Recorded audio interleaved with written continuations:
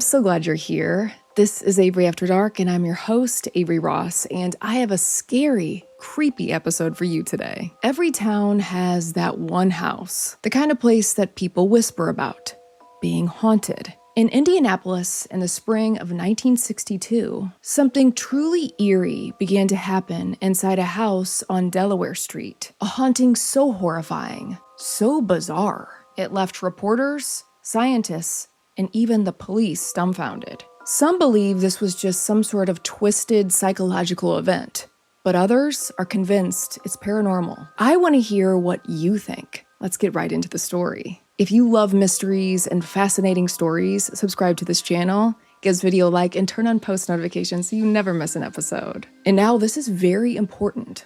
I want you to get cozy. Grab your blanket and some snacks.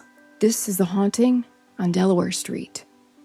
March 11th, 1962, a quiet Sunday night in Indianapolis. Inside 2910 North Delaware Street lived three people. Renata Beck, 32 years old, divorced, originally from Vienna. Her mother, Lena Gemek, 61, a recent immigrant from Germany, and Renata's teenage daughter, Linda, 13 years old. The home was built in 1900. It was then a 4-bedroom, 2-bathroom. Renate worked as a local restaurant operator. Her mother, Lena, was diabetic, and she believed this would be a great place to help take care of her mother and daughter. It was comfortable, but it didn't seem to be a very happy household, according to neighbors. Those who lived close to the house said they heard screaming, these big arguments, and doors slamming on occasions. But on that Sunday night, everything was calm, until a little after 10 p.m. Renata was washing dishes. Her mother was drying. And without warning, a heavy German beer glass lifted itself out of the kitchen sink, sailed through the air, and then dropped, exploding into 100 pieces on the floor. The women were stunned. Neither of them had touched it. Before they could speak, they heard it. A crash, thundering from upstairs. When they ran up to investigate, they found a chunk of German crystal shattered on the floor. It had been sitting on the bookshelf just moments earlier. No intruder, no earthquake, just broken glass everywhere. The family quickly flees to a hotel, and that's where they stay for the night. When they arrive back to their house the next afternoon, they hope that whatever it was is over. Not long after they got home, it started up again, only louder, meaner. A mirror exploded in the upstairs hallway. A glass ashtray hurled itself across a table, across a room, and slammed into a wall. Another piece of crystal shattered without anyone near it. A cup of hot coffee shot through the air toward Renata's mom, almost hitting her. By 11 p.m., the Becks couldn't take it anymore, so they called a family friend and then police. The women saying it sounded like the whole house was breathing. This call to police was a strange one. Not one that officers get every day. Sergeant John Mullen was the first to respond.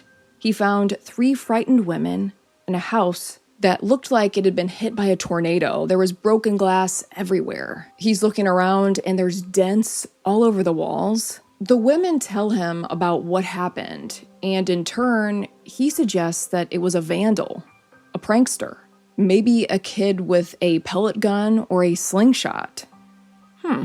But all the windows were closed. The place was locked up tight. And they look and there were no signs of any forced entry. But Sergeant John Mullen believed this was the result of someone pranking the family, the women, even going so far as to say that a hi-fi stereo in the home or area emitted sound waves and shattered the glass. Well, the family didn't think so. At the house, Officer Ray Patton joined him a short time later. He accompanied the women upstairs to look at the damage, and on a dresser, the family had placed 3 remaining glasses from a set of 6 on top of the dresser, covering them with a hat, and officers made reports of this in the notes. Then, as he turns to leave the room, that's when it happened. Something hit him square in the back, hard enough to leave a bruise. When he turned around, he saw one of the glasses from under the hat was now lying shattered on the floor. Whoa! There was no one else in the room, and later, when asked to describe the incident, Officer Patton said only this, quote, "The glass came from nowhere. I don't know what to tell you," end quote. Well. And Mrs. Beck also notes that her purse is missing. The family can't find it anywhere. So this is just another strange layer of this weird story. So from here, it just gets weirder and weirder. Within days, the women began waking up with small puncture marks on their hands and arms. Tiny holes close together, like teeth marks. They showed police, the media was showing up, so they even showed reporters. One report stated that officers on duty watched as new marks appeared while the women sat perfectly still. And these marks didn't look like a family member could be doing it, or even a human. The bite marks were super small. A friend of the family said they look like, quote, "a bat's teeth," end quote. There would be no bats in the house or anywhere around these women. So how was this happening? It was also super strange, as the women say the marks didn't hurt. They would just appear and then fade away. As I mentioned, the press got a hold of the story, and this was just too weird not to report on. And from there, the story starts circulating in the news. Soon, the street was lined with neighbors. People stood on the sidewalks hoping to catch a glimpse of something flying through a window. But police were really tired of this already, so they brought in this special sound detection device, something to pick up vibrations or hidden wires. They were really wanting to get a rational explanation for this. This couldn't be a ghost. This couldn't be a poltergeist. They were going to get to the bottom of it. While the machine ran, everything went silent, but once it was turned off, the glass would start flying again. At this point, it had been days, and the family was pretty desperate. They reached out to a family friend, a local businessman named Emil Noceda, who came to the house and began taking notes of what he saw, what he witnessed. The Becks knew him. They knew he was level-headed, very rational, so they wanted to get his take. He was also someone the family trusted. And so he did. He came to the house, investigated the haunting, and he said the activity seemed to move in phases. First, only glass broke, then plates. Then it escalated to furniture, and then knives. You gotta hear this. One night, Noceda and the family heard a loud crash coming from the kitchen. When they rushed in, they found 3 steak knives on the floor, arranged in the shape of a perfect cross. They're super spooked, but they put the knives away and then returned to the living room. And then, minutes later, the sound came again. They went back into the kitchen to find the knives were back on the floor in that exact same shape, across. Noceda swore he saw it with his own eyes. He told reporters, quote, "I've never seen anything like it. Never," end quote. By mid-March, it was pretty out of control. This case was so bizarre, so strange, scientists began to take notice. Dr. William Roll, a respected parapsychologist, traveled from North Carolina to Indianapolis to investigate. We've covered a couple cases that Dr. William Roll has worked on, and he seemed to be kind of a straight shooter. He appeared on the series Unsolved Mysteries quite a bit. Great show. So he moves into the house for nearly a week, sleeping on a cot in the corner, keeping notebooks by his side, recording everything he saw, everything he felt, everything he heard. 6 days, and Dr. Roll documented more than 100 separate incidents.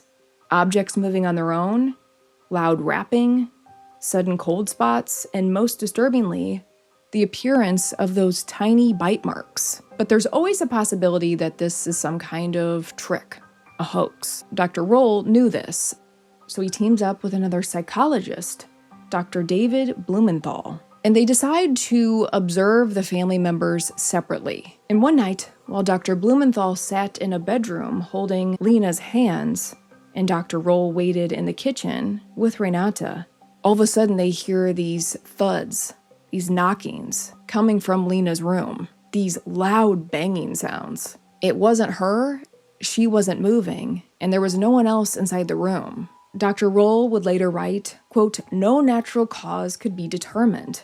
The events defied all attempts at explanation," end quote. This haunting reportedly went on for 16 days of near constant activity. The family was experiencing it. Scientists came in and observed the activity as well. Police, officers were seeing this, and journalists as well. And then on March 22nd, as mysteriously as it began, the activity started to fade, and the women started cleaning up what was left of their home. There were dented walls, shattered mirrors, broken glass everywhere. But get this, the first week of that haunting, Mrs. Beck reported that her purse was missing. Throughout all this chaos and craziness, she couldn't find her purse anywhere. It was like it disappeared. Well, around that time of the 22nd, her purse mysteriously reappeared. Mrs. Beck said it nudged her leg like something invisible was trying to get her attention, and when she looked inside of her purse, most of her cash was gone. What would a ghost need cash for? I don't think they need it on that side. On March 26, the police were called to the Beck's home one final time. And this is pretty scary. A neighbor had found Lena lying on the ground unconscious. When officers arrived, one claimed that he saw her throw a smoking tray across the room and overturn a piano bench. She was arrested for disorderly conduct. Just when things couldn't get any weirder. There's something going on with Grandma. Renata protested, begging them to stop. She said her mother was diabetic and was in shock. She wasn't violent, but officers didn't listen. Lena spent the night in the city jail. The next morning, a judge ordered her to return to Germany within 10 days. She agrees, and get this, once she leaves the country, the haunting completely stops. The activity was done. It was over. What is going on here? This is crazy. The house on North Delaware Street was left in ruins. There was cracked plaster, splintered wood, feathers, and glass embedded in the walls. After this, police quietly closed the file and wanted to move on. After the activity stopped, the press, the news, they also stopped reporting on it. Whatever was going on in that house was over. But there was someone who didn't forget it, Dr. Roll. He included the Beck case in his 1972 book, The Poltergeist, describing it as one of the most perplexing hauntings he'd ever encountered. He ruled out fraud. He didn't think this was any kind of hoax. He ruled out hallucinations, imagination, and environmental causes. He didn't think there was anything in the walls, any critters that could be making this noise. What he couldn't rule out was that this was something paranormal, something otherworldly. So what really happened on Delaware Street? Was this a vengeful spirit? Many believe it's a poltergeist. It's believed that it's a poltergeist because they usually make a lot of noise. They're very noisy ghosts. They're entities that like to cause chaos, cause a stir. And that's exactly what this one did, clearly. But as I mentioned at the beginning of the episode, many wonder if this was psychological. As we talked about, neighbors heard a lot of fighting, arguments, and tension coming from this house. Women fighting, a young teenage daughter. There was also the recent divorce. Could that play into it? What do you think? But according to scientists, parapsychologists, and psychologists who witnessed the activity, there were a lot of occurrences and activity that couldn't be faked, or it would be really hard to imagine how it would be faked. So if it was a hoax, it was one that fooled police, reporters, scientists, and neighbors. If it wasn't, and this was real, there was something very old and angry in that house. The Becks never returned to the home, and the property has changed hands quite a few times over the years. Longtime residents have said the house does have a certain vibe. It feels off. But I gotta know, what do you think? Let me know in the comments. Was this a haunting, or are you still not convinced? I wanted to cover this case because I actually have never heard anyone else cover it. I hope you found that it was spooky and weird because, hey, that's right up our alley. This is a true story, still unsolved, one of Midwest's greatest mysteries. If you have binged everything and need more episodes, join the Patreon or memberships here on YouTube. You get bonus episodes every month, just for you. And you get to support the show, which just means so much to me. And if you want more mysteries, subscribe to this channel, give this video a like, and turn on post notifications. Next episode, I've got so much more eeriness coming your way. Until then, check out these videos. You could pick that one. That's a scary one. Or that one. That's a spooky one. Which one are you gonna pick?